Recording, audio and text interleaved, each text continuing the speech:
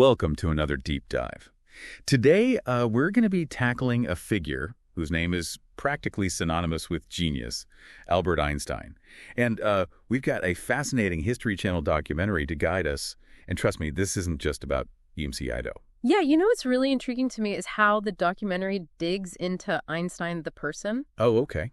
We see him grapple with self-doubt, societal pressures, even a rather unconventional personal life. Interesting. It adds a whole new dimension to the image of the brilliant scientist. Okay, so let's unpack this a little. The documentary starts by debunking that whole child prodigy myth. Einstein actually had a pretty tough time in school. His teachers didn't think he was anything special, and he even faced some major setbacks early in his career. Yeah, it's almost hard to believe, right? Yeah. This man who would go on to revolutionize physics was actually considered a failure by his own father. Imagine the weight of that kind of judgment. I can't even imagine. But here's where things take an interesting turn. After failing to land an academic job, Einstein ends up working as a patent clerk. And this seemingly mundane job actually played a crucial role in shaping his scientific thinking. It wasn't just about synthesizing information quickly, though. That was important. Right. The documentary makes a point of highlighting how patent work forced Einstein to constantly analyze systems, break them down to their core principles, and then see how those principles could be applied in new ways. It was almost like training his mind to look for those underlying patterns and connections. Exactly. And you can see echoes of this in his later work. For example, with special relativity, he takes something seemingly basic, the speed of light, and uses it to completely reimagine how we understand space and time. Okay, before we get too deep into relativity, let's talk about that miracle year everyone always mentions. Oh, yeah. It's 1905. Einstein is a 26-year-old patent clerk, and he publishes not one, but FUR groundbreaking papers.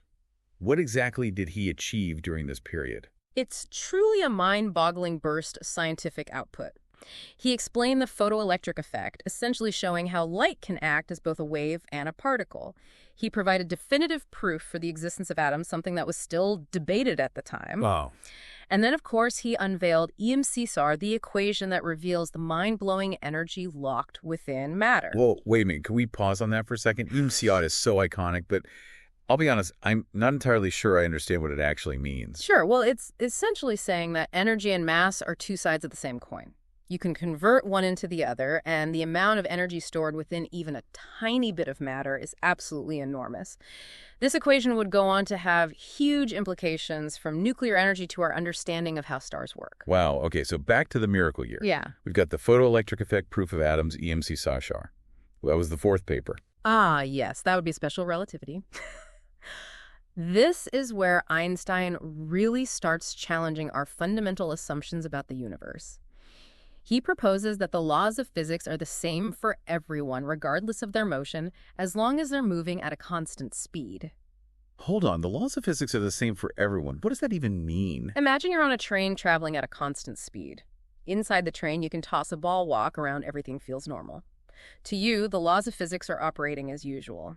Now imagine someone standing outside watching the train go by. To them, you and the ball are moving incredibly fast. But the laws of physics still appear to be working the same way. Okay, I think I'm starting to get it. But what does this have to do with the speed of light? Well, this is where it gets really interesting. Einstein realized that the speed of light is constant for everyone, no matter how fast they're moving. Wait, really? So even if I'm chasing a beam of light at super speed, it would still be moving away from me at the speed of light? Precisely. And that seemingly simple observation has some mind-bending consequences for our understanding of space and time. Okay, I'm officially intrigued. But the documentary also mentions something about Einstein's thought experiments.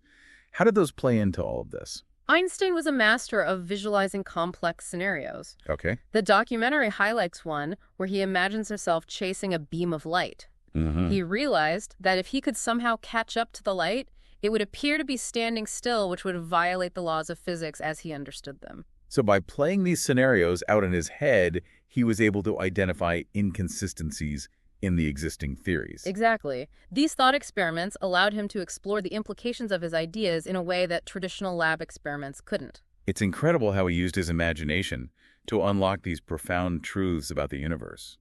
But the documentary also points out that even geniuses face rejection. What kind of response did Einstein's work get initially? It might surprise you to learn that his 1905 papers were met with a deafening silence from the scientific community. Imagine the frustration pouring your heart and soul into these groundbreaking ideas only to be met with. crickets. It's a good reminder that even the most revolutionary ideas can take time to be understood and accepted. Absolutely. But luckily for Einstein, his work eventually caught the eye of someone who did recognize its brilliance. A physicist named Max Planck saw the profound implications of Einstein's ideas and became one of his earliest and most ardent supporters. So Planck was kind of like Einstein's scientific champion. You could say that. His recognition was crucial in bringing Einstein's work into the mainstream and setting the stage for what would come next. And what came next was, of course, the theory of general relativity, Rita. But before we get to that, I'm curious about something. The documentary mentions that special relativity was a huge breakthrough, but it didn't quite satisfy Einstein. Why not? Well, special relativity only dealt with objects moving at constant speeds. Einstein was driven by a deeper question. Could he develop a theory that explained gravity, a force that seemed to act instantaneously across vast distances? So he was basically trying to take on Newton himself. That's a pretty bold move. It was a challenge that would consume him for the next decade. And once again, his thought experiments played a crucial role in his journey. The documentary focuses on one particular thought experiment involving a man falling from a roof. Yes, that's the one. Einstein imagined a man falling freely and realized that during the fall, the man would feel weightless as if gravity had disappeared. This led him to a radical new way of thinking about gravity. Yeah, so instead of thinking of gravity as a force pulling us down, Einstein started to see it as something else entirely. Like what? He proposed that gravity isn't a force at all, but rather a curvature of space-time itself. Okay. Imagine a bowling ball placed on a trampoline. The ball creates a dip, a curvature in the trampoline's surface. Okay, I can picture that. Now imagine that the trampoline represents space-time, and the bowling ball represents a massive object like the Earth. Okay. Objects like us, smaller balls on the trampoline, are drawn towards the Earth, not because of some invisible force, but because we're following the curves in space-time created by its mass. So we're basically rolling along these cosmic dips. That's a pretty wild concept. It is, and it completely revolutionized our understanding of gravity. But of course, such a radical idea needed proof. Einstein knew he had to find a way to demonstrate this curvature of space-time to show the world that gravity really does warp the fabric of the universe. And that's where those famous eclipse expeditions come in, right? The documentary really dives into the drama surrounding these attempts to prove Einstein's theory.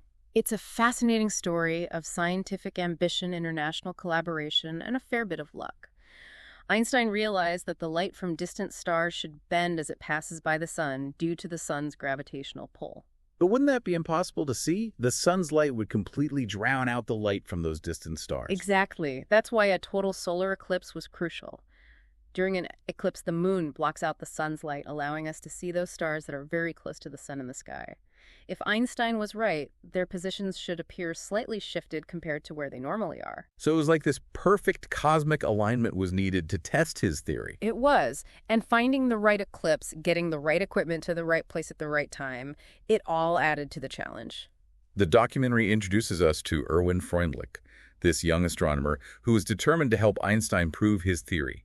He even set out on an expedition to Russia to observe an eclipse in 1914, right? He did. Imagine the excitement, the anticipation of potentially confirming one of the most groundbreaking theories in physics. But as we know, history had other plans. World War I broke out, and Freundlich found himself stranded in Russia, labeled a spy, his equipment confiscated. Talk about bad timing. So what happened next? Did anyone else take up the challenge? Enter William Wallace Campbell, an American astronomer who was also captivated by Einstein's theory. He saw the 1918 eclipse visible in the United States as an opportunity, even though his best equipment was stuck in Russia due to the war. So he went for it anyway, even with limited resources. He did. But after analyzing his photographs, Campbell found no evidence to support Einstein's prediction.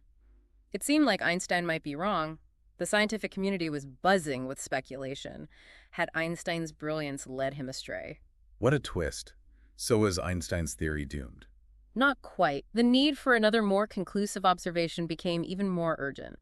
And while all this was unfolding, Einstein's personal life was also going through some tumultuous times. The documentary doesn't shy away from these personal details, does it? No, not at all. We learn about his strained marriage, his affair with his cousin Elsa, whom he later married.